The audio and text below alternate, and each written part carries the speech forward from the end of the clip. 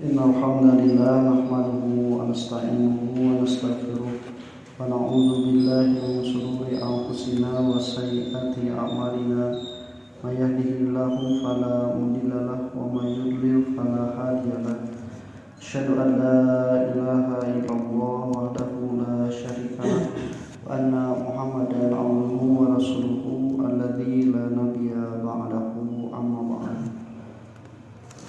Ikhwata iman rahimakumullah, penilaian suatu seorang terhadap sesuatu itu memang berbeda-beda. Satu waktu ada yang menganggap bahwa uang itu lebih berharga ketimbang berkumpul dengan keluarga. Tapi suatu waktu ada orang yang meninggalkan harta demi berkumpul dengan keluarga. Hiji waktu mah orang teh indit ti imah teh ninggalkan keluarga neangan duit. Hiji waktu mah orang izin ti pagawean atawa teu usaha ku alatan keluarga. Jadi penilaiannya itu berbeda-beda, kadang tergantung situasi dan kondisi. Nah, ikhwati iman rahimakumullah, maka perlu standar yang menyelamatkan seseorang supaya penilaiannya itu berharga dan benar.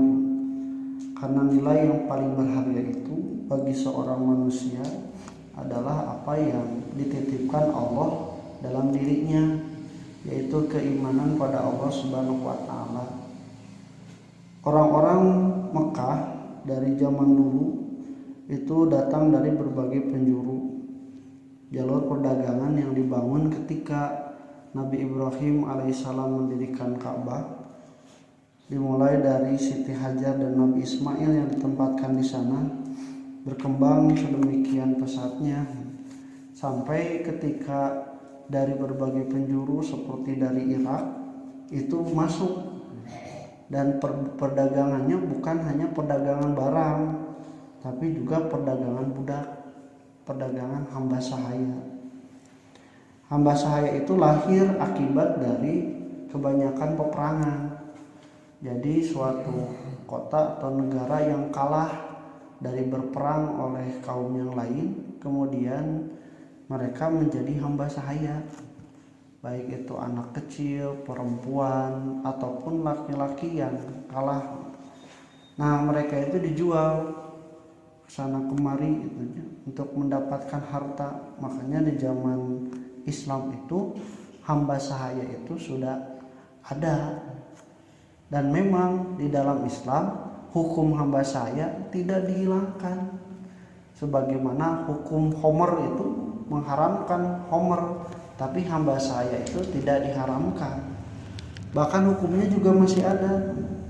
Walaupun ternyata kalau kita perhatikan semua ayat-ayat syariat Islam itu mendukung, menganjurkan untuk pembebasan hamba sahaya. Tapi ketika terjadinya hamba sahaya dan memang ternyata kelihatan zaman sekarang peperangan itu masih ada, dan akibat dari peperangan itu salah satunya ada tawanan perang. Tawanan perang itu di Islam sudah punya aturannya. Berbeda dengan tawanan perang walaupun setingkat level PBB itu. Di PBB juga punya aturan tentang bagaimana memperlakukan tawanan perang. Di antaranya seperti di Amerika ada penjara bernama Guantanamo Bay. Jadi itu penjara untuk khusus tawanan perang. Itu hampir semua hak asasi manusianya itu dicabut, direnggut. Ya. Jadi di penjara sehingga penjahat itu dalam ruangan yang sangat sempit. Komo lamun orang emut zaman penjajahan Belanda jeung Jepang makan meninggal karena gua-gua Jepang jeung Belanda, nyiksa nanti benar-benar nepikeun kayak penjara berdiri, penjara duduk gitunya. Teu aya penjara ngagoler. Ini mah duduk jeung berdiri. Bayangkeun orang itu di penjaranya sambil berdiri sambil duduk, teu bisa kumaha. Nah, di Islam itu hamba sahaya itu bebas dikencarkeun. Bebas sekali itu kadi oge lamun kabur ditewak deui da aya nu bogana. Dia itu bebas bergaul sampai ketika datang Nabi Muhammad SAW, hamba sahaya itu juga beriman gitu. Walaupun banyak dari majikannya tidak ridho, tapi kan pada hakikatnya tidak bisa membatasi tentang keimanan. Walaupun dia bisa menyiksa. Nah, di Islam nanti hukumannya itu sangat apik aturan terhadap hamba sahaya yang menjadi tawanan perang itu. Nah, termasuk tidak boleh majikan menyiksa kecuali kalau hamba sahaya itu salah. Namun untuk salah disiksa itu bisa dituntut kisos walaupun dari hamba sahaya. Dibunuh juga sama. Al-khurru bil khurri wal abdu bil abdi wa unsa bil unsa, semuanya tuntut kisos. Jadi perhatikan. Nah, salah satu hamba sahaya itu yang datang dari negara Irak itu ada yang bernama Suhaib bin Sinan Ar-Rumi. Suhaib ini adalah hamba sahaya yang berasal dari Irak. Kemudian akibat kekaisaran Bizantium yang menyerang Irak, kemudian Suhaib menjadi salah satu dari tawanan. Dia dijual ke sana kemari sampai datang ke Mekah. Ketika di Mekah dia ada aturan, nah sebelum Islam juga ada perjanjian mukatabah.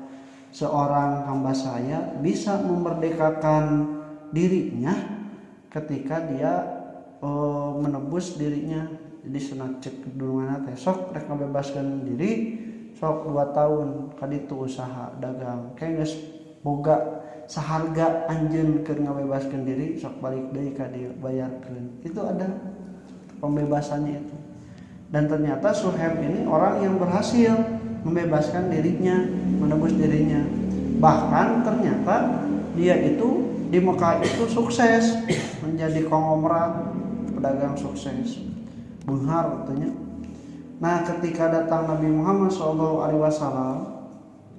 dan diutus menjadi nabi, ternyata Suhaib itu dari berbagai pengalaman hidupnya belum menemukan ketenangan batin.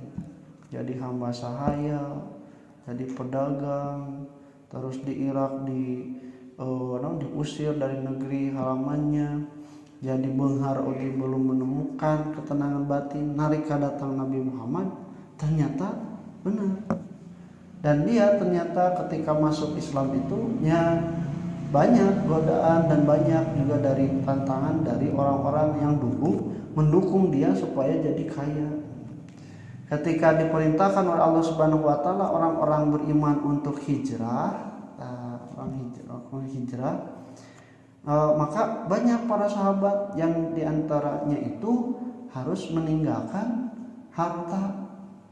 Jadi lamun sapertos Umar bin Khattab mah anu boga anu gede kawani bisa mawa harta, tapi da sabisa-bisana mawa harta keur hijrah moal sakumaha kabehanana kabawa. Tetapi banyak yang ditinggalkan.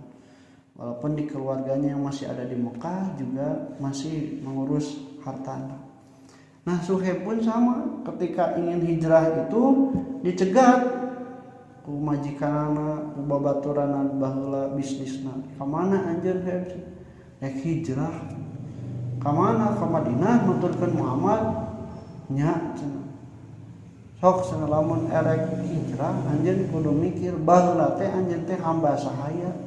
Luntang lantung terbuka kumaha, ku kami diangkat diberi kesempatan merdeka, terus usaha nepikeun ka bunghar. Ayeuna anjeun erek indit mawa harta anu meunang diusahakeun di dieu dibantuan ku kami meunah teuing.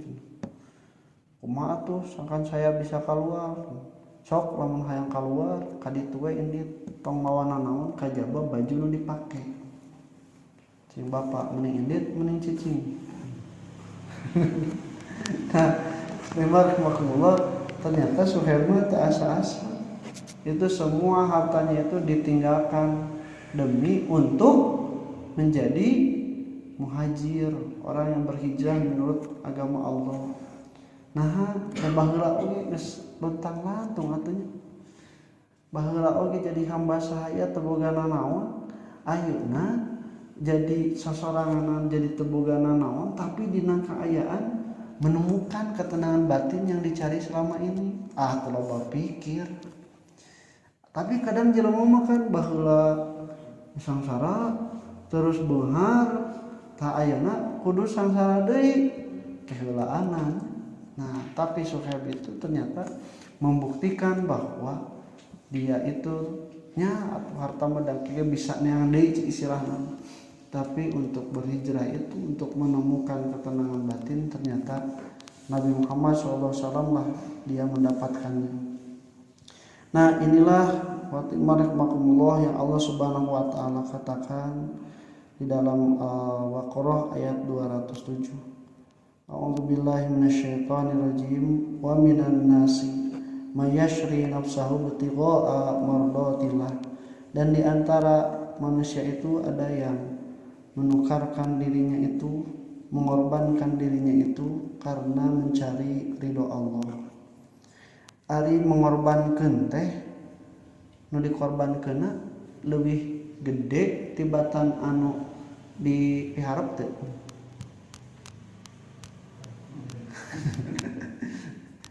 Jadi kalau seseorang berkurban itu yang diharapkan dari hasil berkorbannya lebih gede, lebih kecil, lebih berharga atau tidak lebih berharga?